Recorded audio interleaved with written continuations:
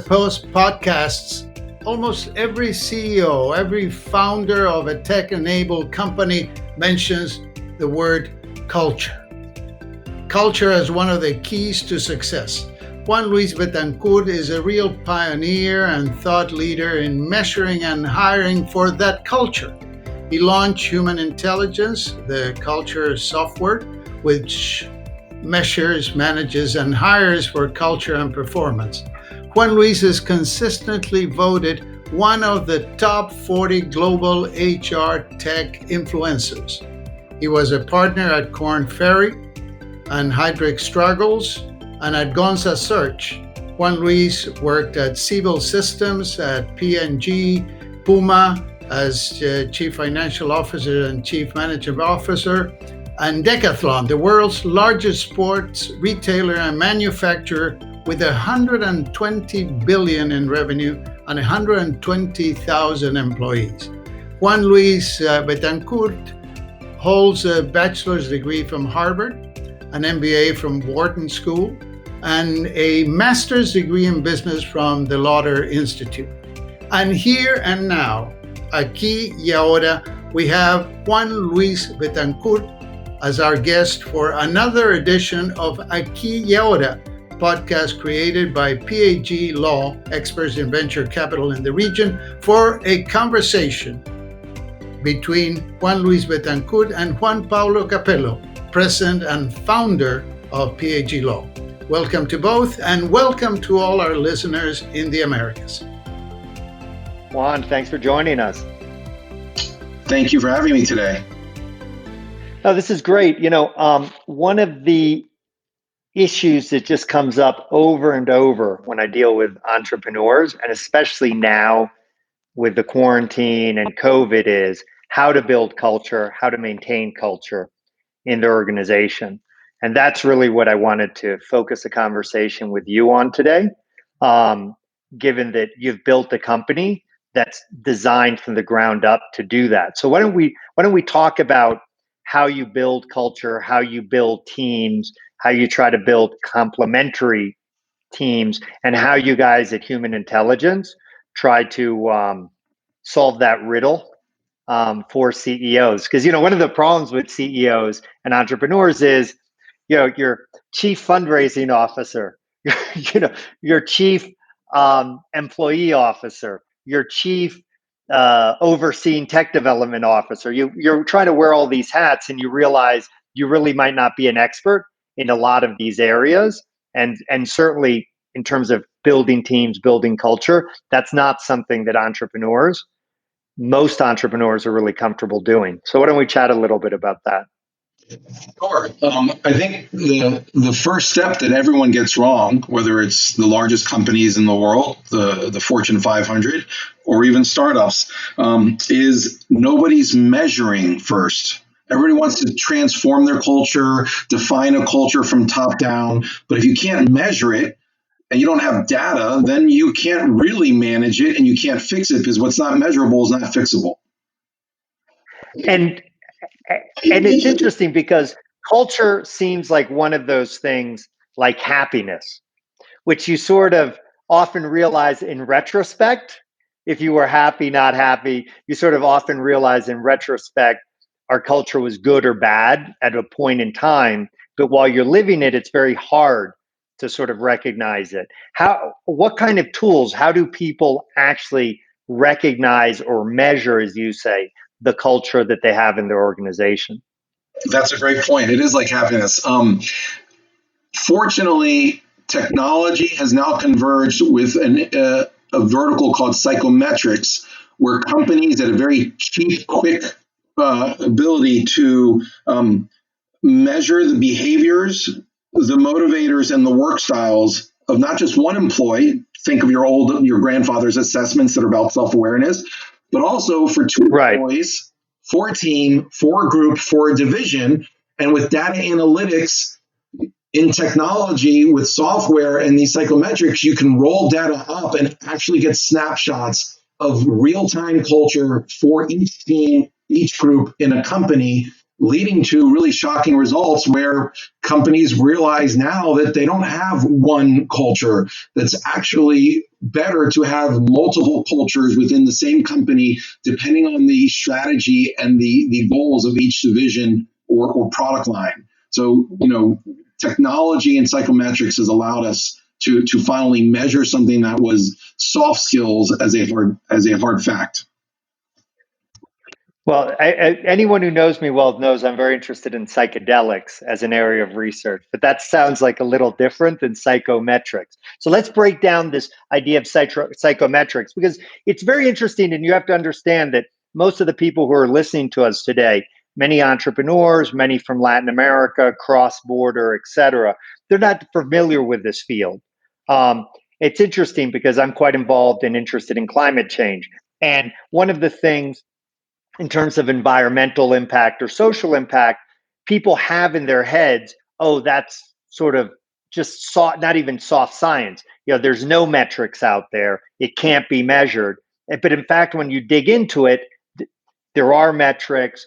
It may be a bit subjective relative to physics, but there's definitely tools and metrics, et cetera, that people use. So why don't we talk a little bit? Why don't you walk us through sort of where psychometrics is today and how CEOs and people who are building teams can leverage that research or technology? So the work comes out of the 60s, with what began as self-awareness tools, such as predictive index, strength finders, which is now owned by Gallup, Berkman, Caliper. All these psychometric self-assessments were done for self-awareness. They weren't done for emotional intelligence on how to get along with groups of people, or didn't have data to roll it up. Since then, 50 years later, you can roll the data up and finally get insights into three main things: BMW, insights into the behaviors, the motivators, and the work styles. Again, BMW, to see what are the behaviors, motivators, work styles for one person, two people working together, a team, a group. The best example is my own startup, since we have a lot of entrepreneurs listening. The first 4 years of my company, I hired people without this tool, and we built a tool to solve the problem. My company had a really creative, innovative, change-oriented culture. That's what we measured it as.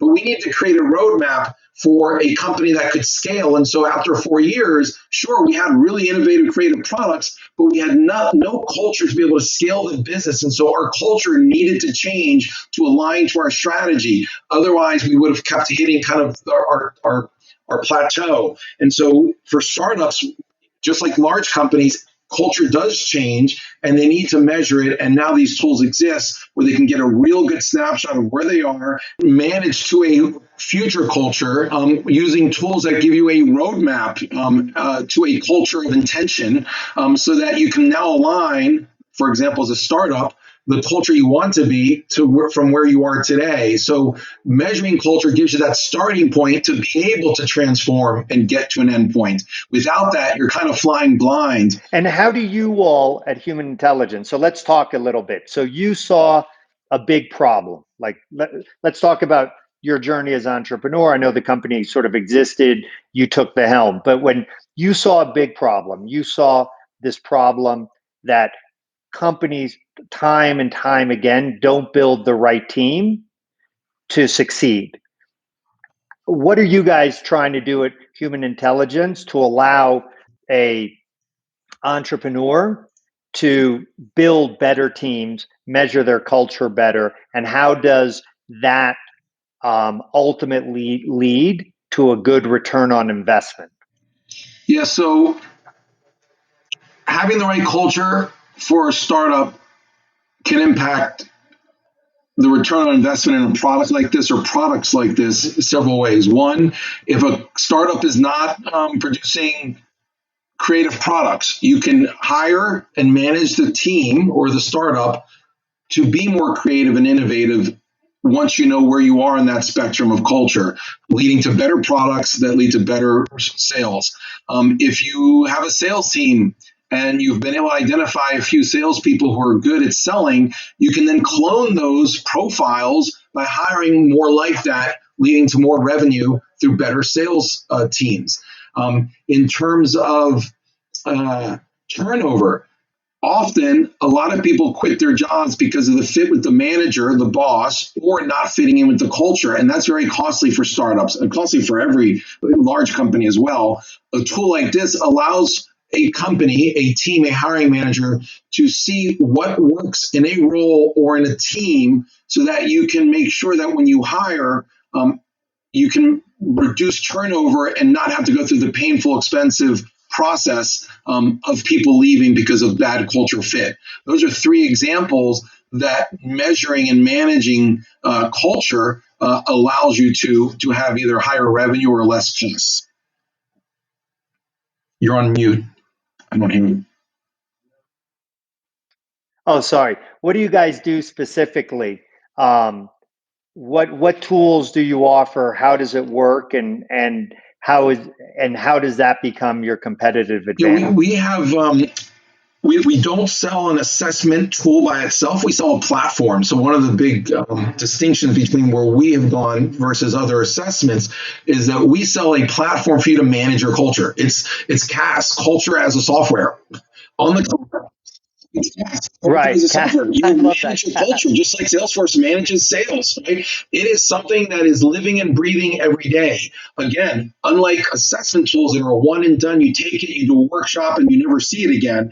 This is a tool, a platform that is connected to all of your other platforms or solutions, whether it's HRIS systems, whether it's applicant tracking systems, whether it's your Gmail, your calendar. So imagine now when you're managing your culture, if you want people to communicate and connect better to create resonance, imagine on an email, you type someone's name and you're about to write to, and you've never spoken to them, you click on their name and it'll pop up recommendations on how to communicate, motivate, influence that person. You're about to go into a meeting physically or post-COVID on a video conference, and when you go into your calendar invite, because before you go to any meeting, you go into the calendar invite, we all do that, see who's in it. Now you click that invite and it'll pull up the culture of that meeting. Imagine knowing what the culture is of a group of people that you're about to present to or be part of in a meeting.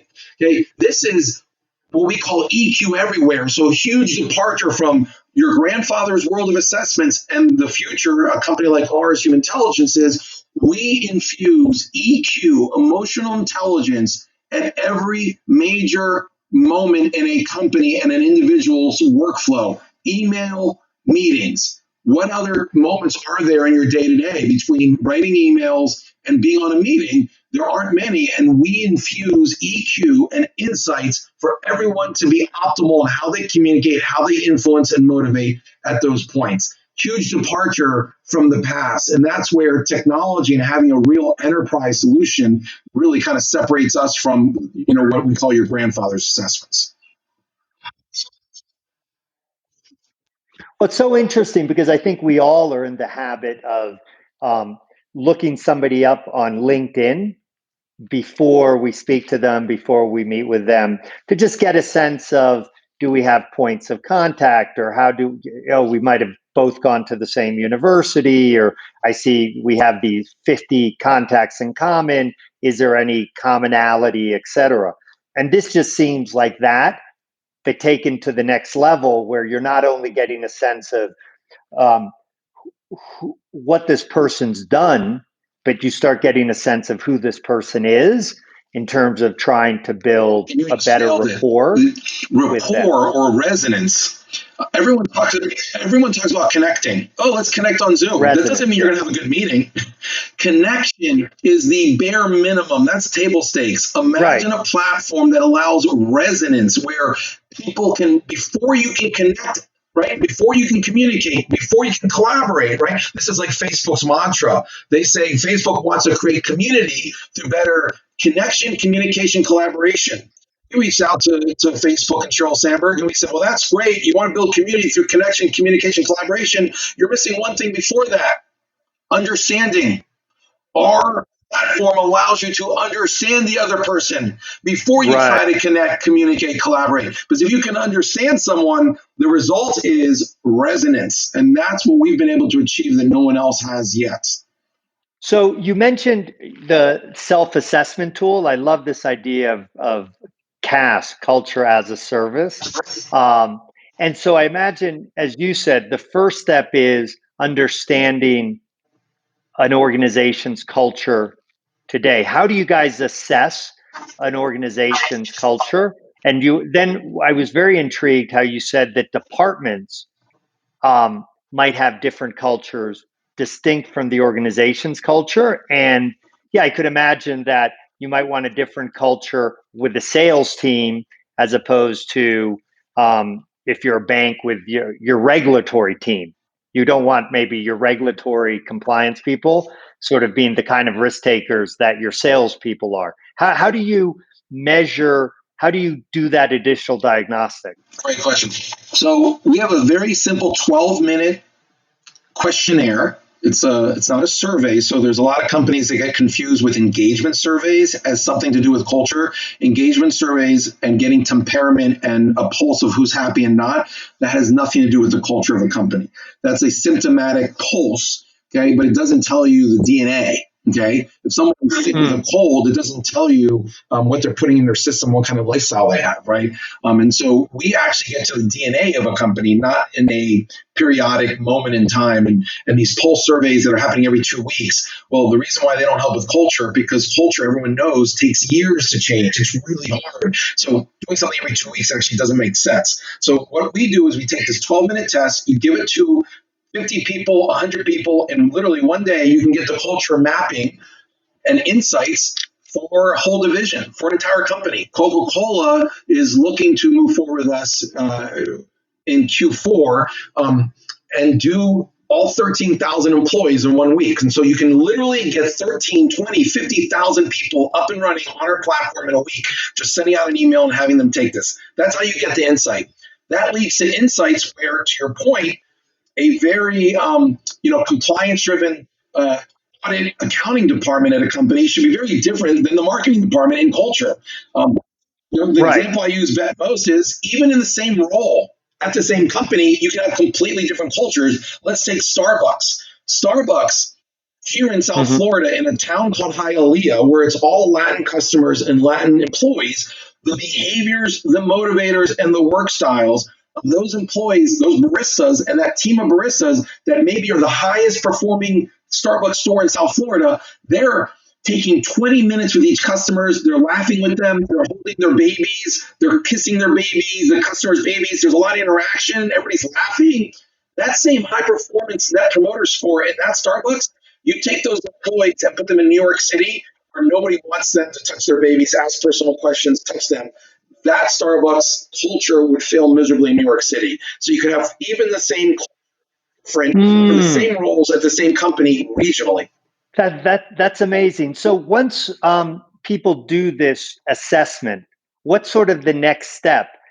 You said, okay, then we can start mapping the culture. How does it work? Do you put employees in categories? Are there sort of common traits? How do you slice and dice the data? And then do the manager, the CEO, the head of HR, do they end up with a dashboard?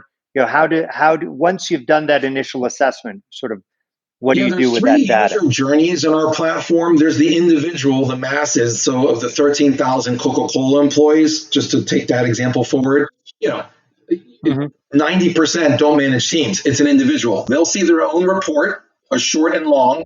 They'll be able to pull that up on any device, 24/7 in 7 languages. They'll then be able to see other people in the company that either they've invited and have accepted or on their team. So instantly they can see side by side, again, on any device digitally or report form or dashboard of side by side on how they can work better.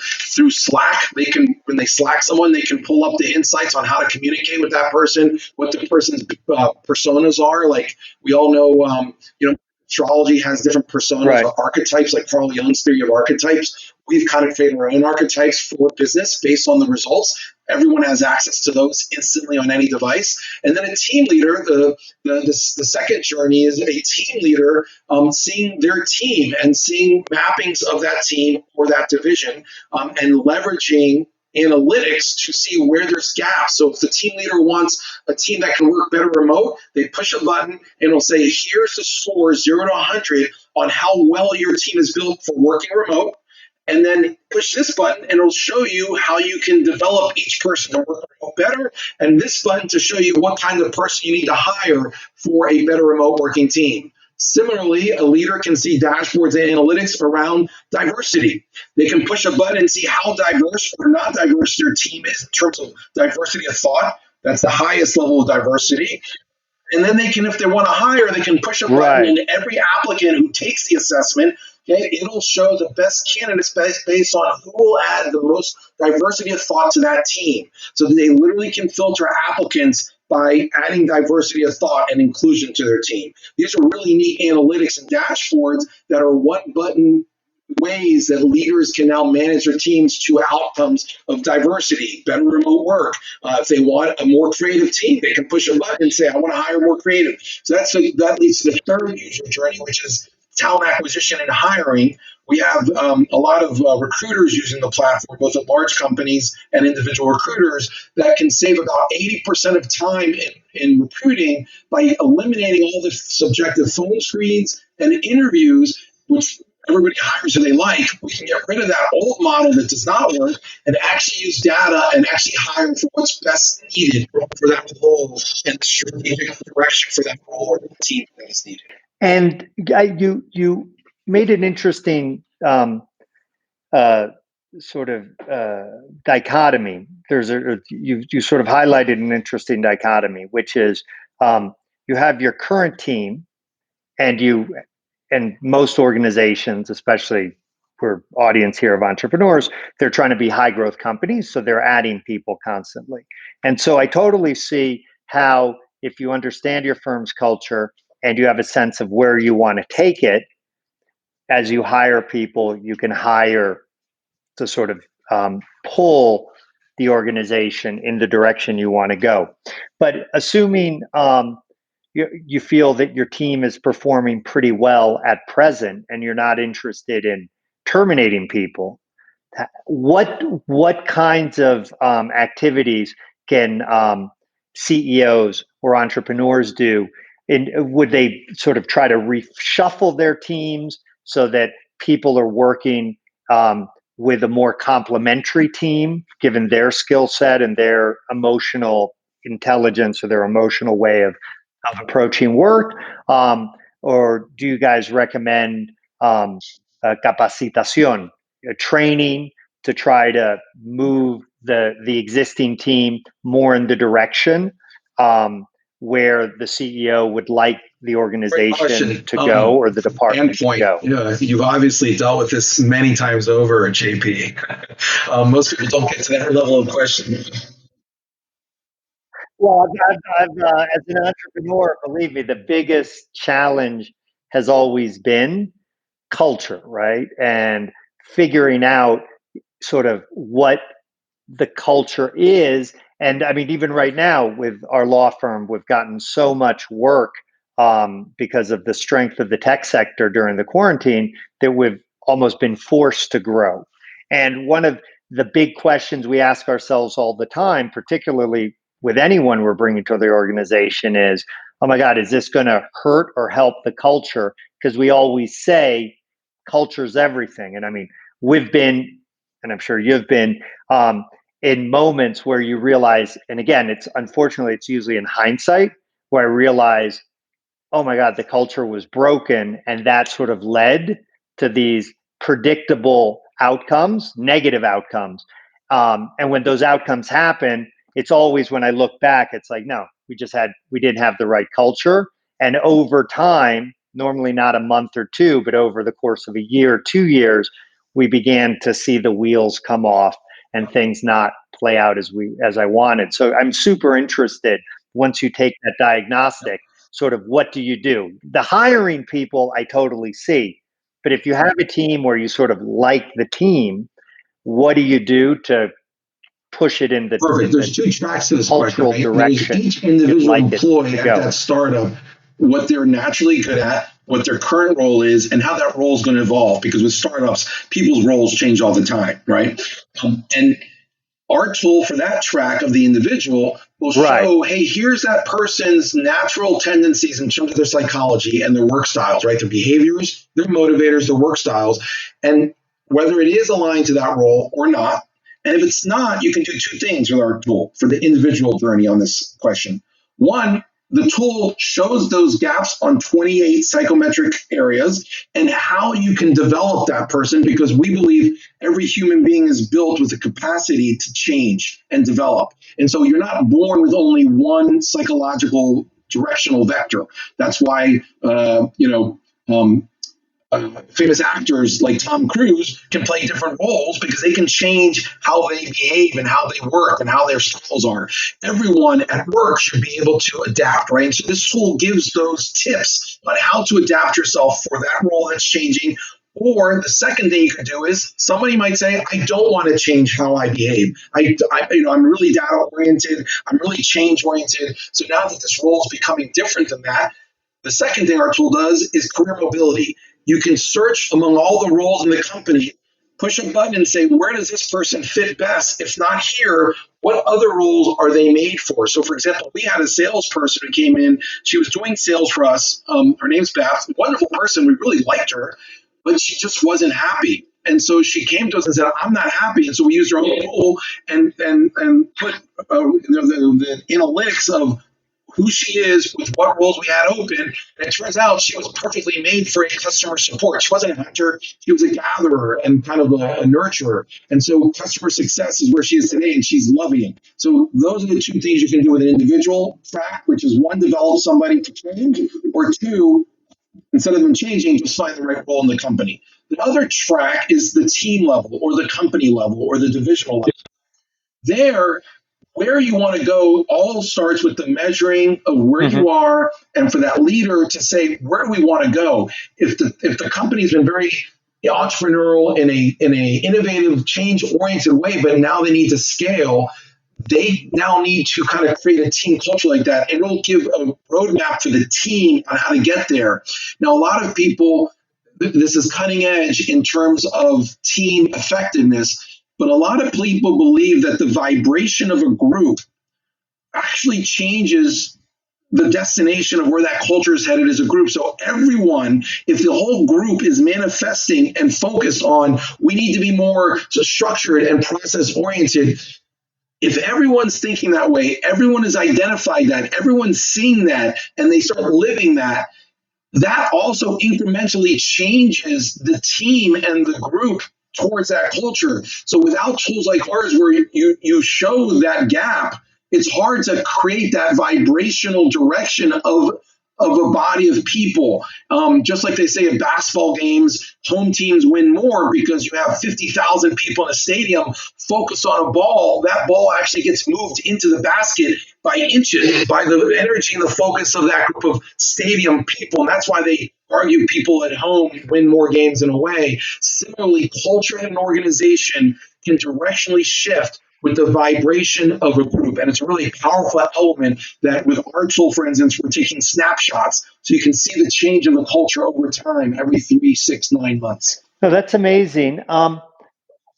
The other thing I wanted to sort of ask, and I'm asking in part because we're going to be doing a self-assessment, I think, this week at our firm. I think we're all sort of goal-oriented, and we're used to taking tests where there's right answers and wrong answers, and you're sort of graded at the end of the test, right? And we all want to do well, as it were. With these kind of assessment tools, are there good and bad personalities on any level? That's one. And assuming the answer there is no, then my question is, but we all know that in organizations, you do get some bad apples or people who just are abusive or sexist or whatever, these negative traits. They can't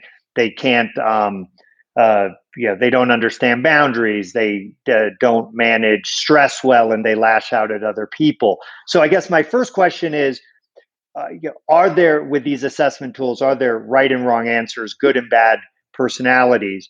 And then regardless That's of the answer, a great question, and it's also a very sensitive topic with tools like this. So first, you got to make sure that these tools that you use, whether it's ours or others, are validated technically.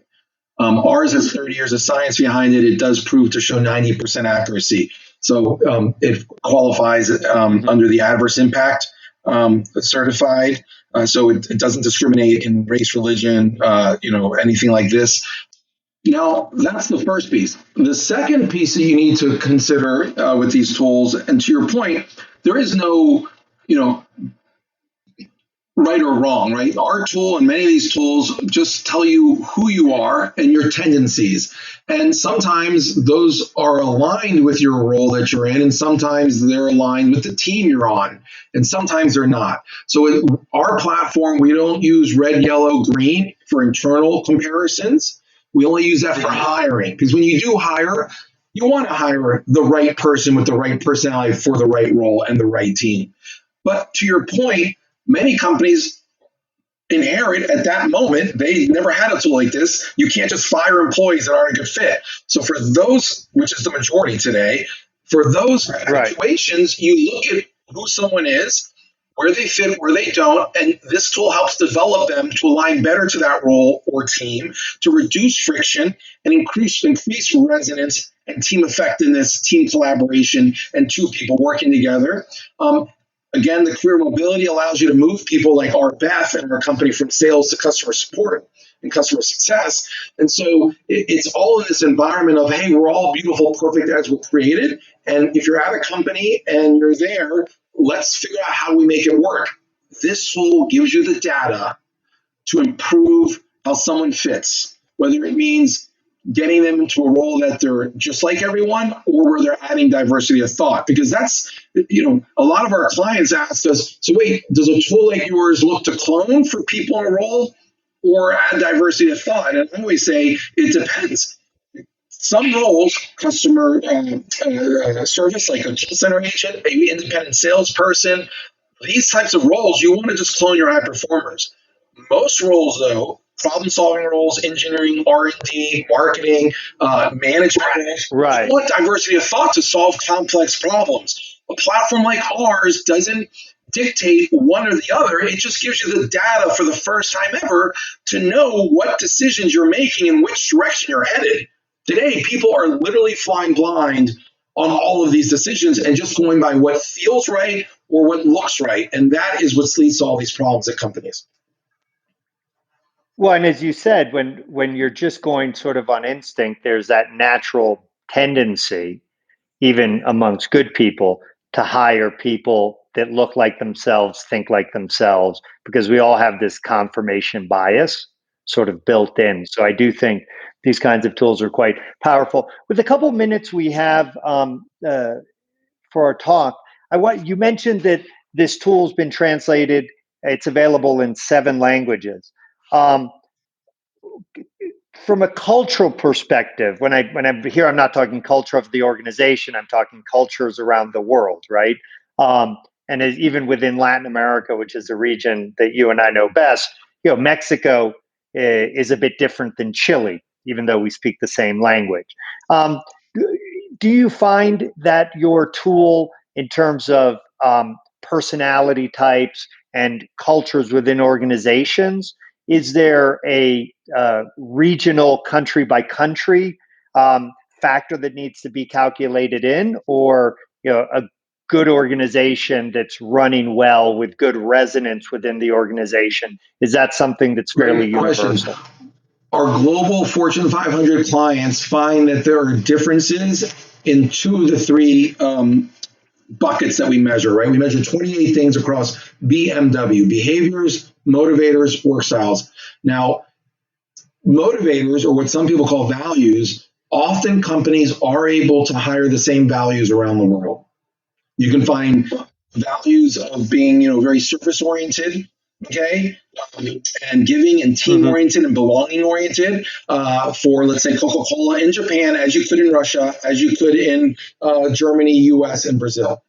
However, the ways that people express themselves in terms of how they behave on the job and their work styles, very different in Japan than in France, Germany, and the US, and vice versa. And so what we find with our large global clients is you can often have similar values, but your behaviors and your work styles are quite different by region, by geography, by ethnic cultures, if you will. So yes, if Coca-Cola were to do this in the Dominican Republic and Haiti, two countries right next to each other, you find very big differences in the culture. Or in Chile and Argentina, very big differences. So that is something we do find our tool does. We actually did a 20,000 person study in the country of Colombia on what makes business executives tick in Colombia. And so we literally have 20,000 executives and the study, and it shows how these people think and what makes them tick versus we could do the same study in Brazil, the same study in Germany.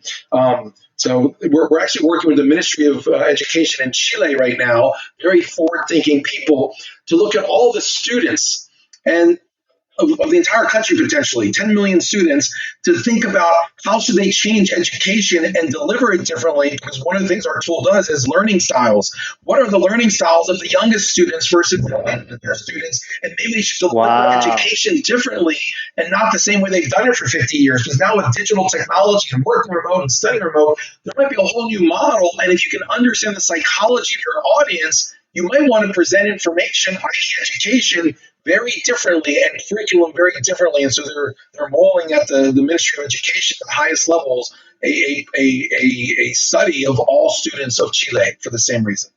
Well, that's amazing. Yes, I can tell you, having done part of my education in Chile, there's a lot of rote memorization, which obviously doesn't work for creative. Yeah, no, and it's very interesting because in Chile, one of the things that entrepreneurs in the region say about people in Chile is, very good technically, not really creative. That's sort of, I'm obviously over generalizing, et cetera, but that's sort of the stereotype in Chile. And as you say, that comes from the way education is provided. And I'm sure that works very well for certain students. It certainly didn't work great for me. So one last question before we wrap up, Juan. In terms of human intelligence, where do you want to take the company? How do you want to evolve the product? For you, what would be the definition of success? And I know success is a transitory point; it's not a destination. But if you look out, sort of 1 year, 2 years, 3 years, what do you want to accomplish, and what functionality or improvements to your tool? Yeah, so I see a world one day where culture is as important as strategy, not just lip service, but where every planning cycle, large and small companies, when they look at the strategy, the goals, objectives, and action items for the next year, they also look at culture and say, where are we today? And for this strategy, objectives, and goals, what is the best culture? And using a tool like ours every year in the review of the business as well as the planning for the next year, just becoming standard part of the process of business planning. Platforms for hiring like LinkedIn, Indeed, they actually will not just do searches for skills, which a resume is. That's only 30% successful in terms of predictive success. But they also can search for someone who fits on this team or fits in our company or who looks just like our high performers. That's actually 70%. So the IQ world of LinkedIn and Indeed and Monster.com and all these websites is mapped also with the EQ, so that when you do a search as a recruiter anywhere in the world, today you look for a role for a director of sales or director of marketing, you get thousands of applicants. Imagine saying also who fit with my company or who actually would succeed here. Here are 4 finalists. And that way, you streamline all recruiting. It's the holy grail, the last mile that is missing, and it can all now be automated. And to get this, imagine when Jose walks down the street on Lincoln Road and walks in to apply to Burger King, and they say, hey, just take this quick 10-minute assessment, and we'll tell you if you're going to be good here long term or not. And Jose takes it, and it says, sorry, Jose, you're not going to fit here at Burger King, but turn around. Subway's 2 blocks away, and you're a high potential leader at Subway, and they'll give you 3 times the hourly wage because you're just like all the top performers there. And Jose had no idea that Subway was hiring. He had no idea that he'd be a good fit. And now he walks over and gets a job at Subway, and 5 years later, he's a regional manager. 15 years later, Jose, who came from Guatemala with no education, is now CEO of Subway in the United States, all because of a tool that allowed the matching of potential EQ with roles and career. Juan, that was an amazing, inspiring, and I can't wait to meet Jose. He'll be the next great American success story.